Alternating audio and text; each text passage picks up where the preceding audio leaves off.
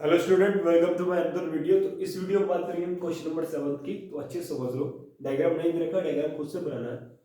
बोल रहा है if diagonal of A cyclic coordinator, एक साइक्लिक कोऑर्डिनेटर दे रखा है, उसके डायगोनल क्या है, डायमीटर ऑफ सर्किल ही है। समझ में आ रहा है? Through the vertex of the coordinator prove करिए कि ये एक रेक्टेंगल है। सबसे पहले तो डायग्राम बनाता हूँ, फिर तुम्हें समझ में आएगा क्या पूछ रहा है। मैंने सपोज करो एक सर्किल बना लिया। क्या बनाया बेटा? एक सर्किल बना लिया, ठीक है। सर्किल बन गए। अब ये बोल रहा है सपोज करिए सेंटर हो। क्या हो? सेंटर हो। तो इसके डायगोनल क्या बनेंगे? दो डायगोनल बना लूं मैं, सपोज डायमीटर बना लूं। तो इस सेंटर से जो लाइन खींचेगी वही तो डायमीटर होगी सर्किल की, इसलिए मैंने सेंटर बनाया। यह है सब साइड डायमीटर, ठीक है।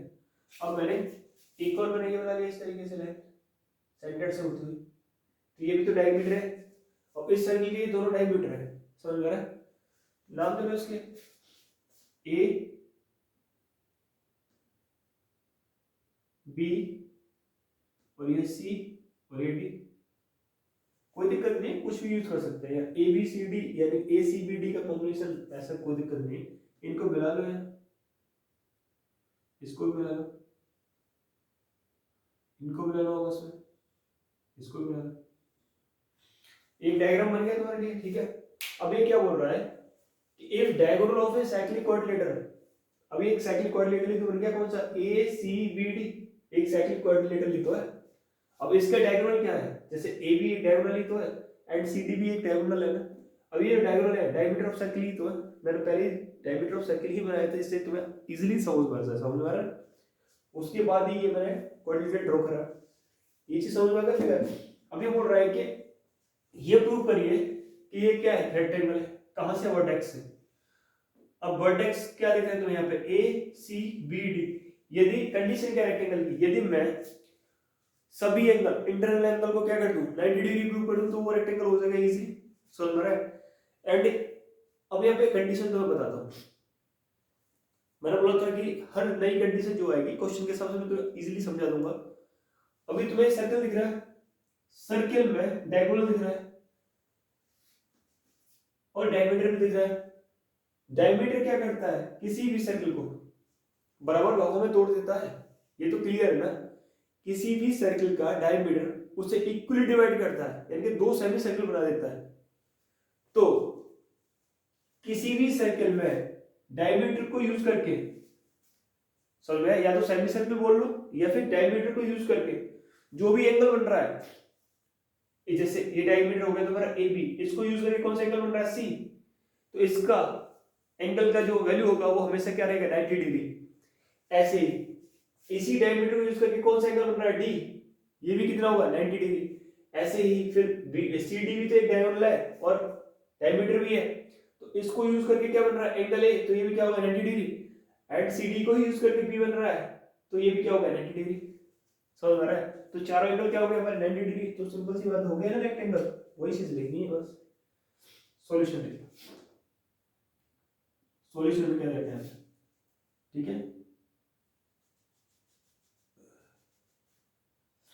यहाँ लिख देंगे A C B D is a cyclic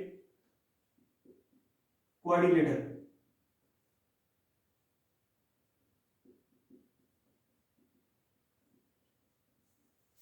ठीक है, कोऑर्डिनेटर। समझ आ रहा है यहाँ तक?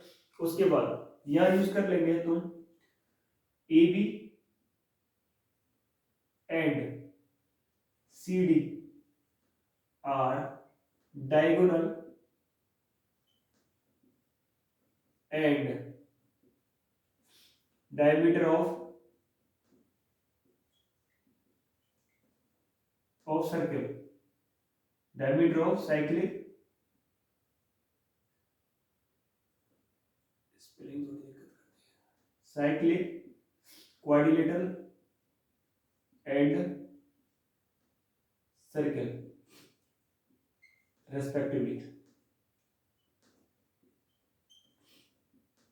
ये मैंने क्यों लिखा है कि ए बी और सी डी पहले डायगोनल है किसका? साइक्लिक कोऑर्डिनेटर का, एंड डायमीटर है सर्किल का, वो इसलिए एक साथ लिख दिया। अब क्या प्रूव करना है? फिर टू प्रूव में टू प्रूव में क्या करना है बेटा, यहाँ पे टू प्रूव में करना है कि ए बी यानी कि A C B D is a rectangle. क्या प्रूव करना है, ये रेक्टेंगल। ये समझ में आई कि नहीं, रेक्टेंगल। कंडीशन लिख देता हूँ, यदि मैं यहाँ प्रूव कर दूं angle A is equal to angle C is equal to angle B is equal to angle D is equal to 90 degree, तो ये क्या हो जाएगा, रेक्टेंगल प्रूव हो जाएगा। समझ रहा है, प्रूफ करेंगे, प्रूफ। ठीक है, सबसे पहले मैं क्या कर रहा हूँ, यूजिंग डायमीटर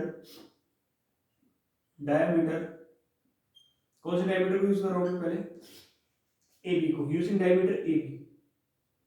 समझ में आ रहा है, एंगल ए यूजिंग डायमीटर ए, मैं डायमीटर ए बी डायमीटर को यूज कर रहा हूं, तो यहां पे सॉरी एंगल ए नहीं होगा, ठीक है।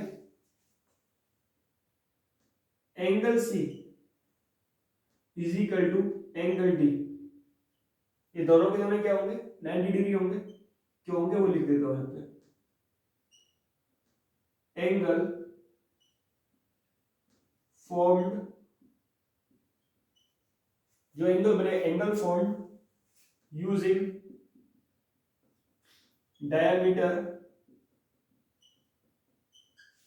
of circle is always क्या होगा वो, 90 डिग्री। अब जरूरी नहीं कि यहां पे हो, ये यहां पे भी हो सकता है, यहां पे भी हो सकता है, कहीं पे भी होगा, फिर भी क्या बनेगा, ये 90 डिग्री ही हमेशा बनेगा। समझ में आ रहा है, नहीं आ रहा है, डायमीटर को यूज करके। यहां पे इक्वेशन फर्स्ट हो गई, समझ में आ रही। अब देखो ऐसे ही यूजिंग डायमीटर, कौन सा डायमीटर यूज करना है, सीडी को यूज करके कौन से दो एंगल बन रहे हैं, एंगल ए और एंगल बी, तो ये लिख देंगे angle A is equal to angle B, ये भी क्या हो जाएगी, 90 डिग्री होगा। ये कंडीशन क्या होगी, सेकंड, वही सेम प्रोसेस, क्या लिख देंगे, angle formed using diameter of circle is always क्या होगा, 90 डिग्री। तो इनमें क्या हो जाएगा बेटा, फ्रॉम फर्स्ट एंड सेकंड से क्या हो गया, फ्रॉम फर्स्ट एंड सेकंड से क्या हो गया, ये सभी एंगल क्या हो गए, angle A is equal to angle B is equal to angle C is equal to angle D is equal to 90 degree. ये सभी क्या हो गए, 90 डिग्री के हो गए। Hence A C B D is a rectangle. समझ में आया नहीं आया, होप करो ये क्वेश्चन अच्छे से समझ में आ गया होगा। मिलते हैं नेक्स्ट वीडियो में क्वेश्चन नंबर 8 के साथ।